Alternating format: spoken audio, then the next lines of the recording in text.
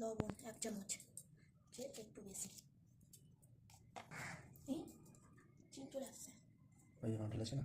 অল্প একটু হলুদ, কালার আসবে বলে ভালো, একটু রেড মির্চ পাউডার, আদা রসুন কাঁচা লঙ্কা পেস্ট করা আছে এটা, গোলমরিচ গুঁড়ো 1 চামচ, একটু বেশি,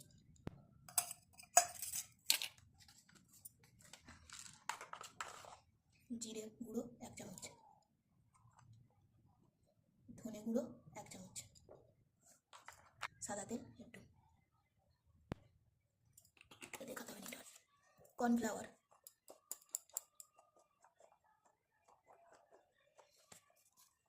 2 চামচের মতো, আর কিছুটা ময়দা। 500 গ্রাম মাংস নিয়েছিলাম, 500 গ্রাম মাংসের জন্য এই পরিমাণগুলো।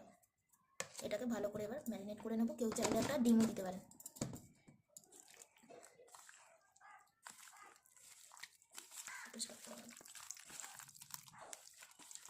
এটা এবার কিছুক্ষণ 15 মিনিট থেকে আধ ঘন্টা, যার হাতে টাইম থাকবে একটু রেস্টে রেখে দেবেন। চিলি চিকেনের জন্য নিয়েছি আমি পেঁয়াজ, যেগুলোকে বড় বড় করে কেটেছি, ক্যাপসিকাম এইরকম বড় বড় করে কেটে রেখেছি, রসুন কুচি, আদা কুচি আর পেঁয়াজ পাতা নিয়েছি।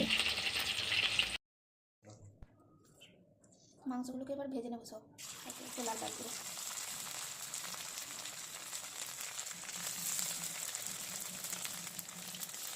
বড় ভালো লাগে চিলি চিকেন, কিন্তু একবার এরকম হাড় সমেত মাংস করে দেখবেন আরও ভালো লাগে।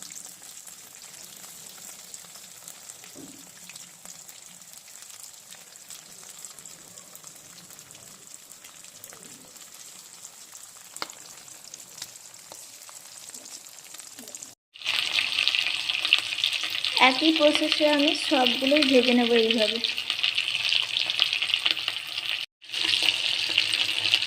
দেখুন এইভাবে লাল লাল করে ভেজে নিলাম,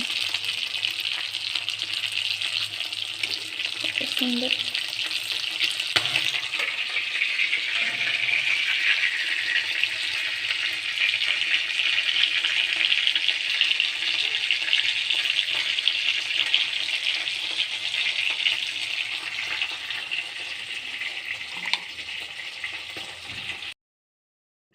সাদা তেল আরেকটু দিয়ে দেবো, মাংস ভাজার পরে যেটা বেশি হয়েছে কড়াই তার সাথে।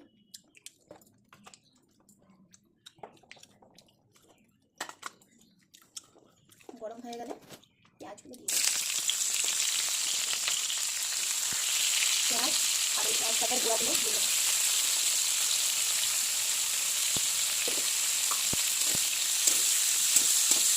ক্যাপসিকামগুলো দিয়ে দেবো। ক্যাপসিকামগুলো একটু মোটামোটা করে কাটা, তো তাই একটু আগে দিয়ে দেবো।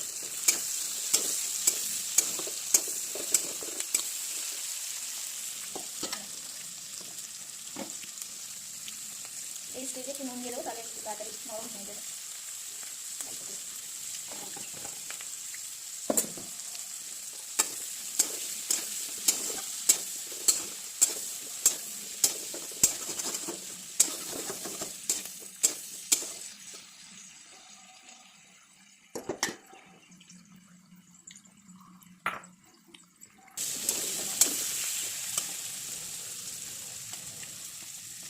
আদা রসুনগুলো কুচিয়ে রেখেছিলাম দিয়ে দেবো।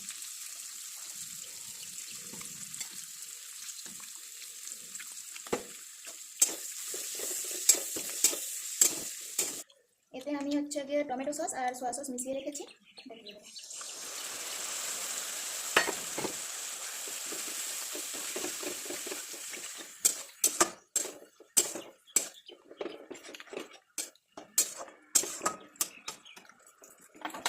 এই বাটিটা ধুয়ে অল্প করে একটু জল দিয়ে দেবো।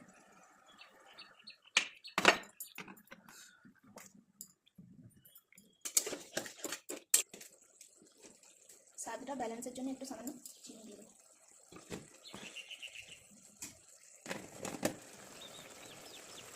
এই যে ফুটছে বন্ধুরা, এবার এই পকোড়াগুলো ভেজে রেখেছিলাম এইগুলো দিয়ে দেবো। এই পকোড়াগুলো ভাজা হয়ে যাওয়া মানে ভেবে নেবেন যে 80% কাজ আপনাদের হয়ে গেছে চিলি চিকেন।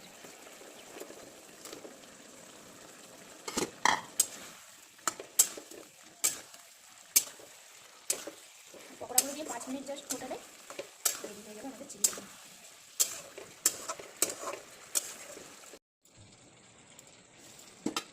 এখন আমরা দিয়ে দেবো গোলমরিচ গুঁড়ো করে রেখেছিলাম সেটা।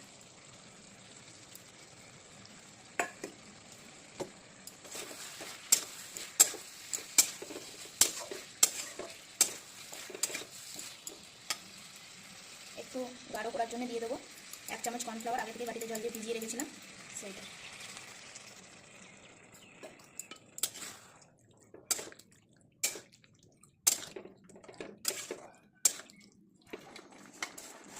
পেঁয়াজ পাতা ধনে পাতা একসাথে কুচিয়ে রেখেছিলাম 7টা।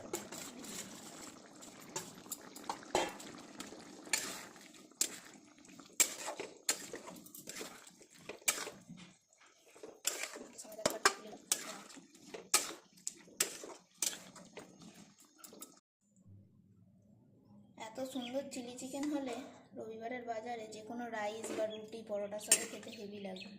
তো আজকে দেখে নেই চিলি চিকেন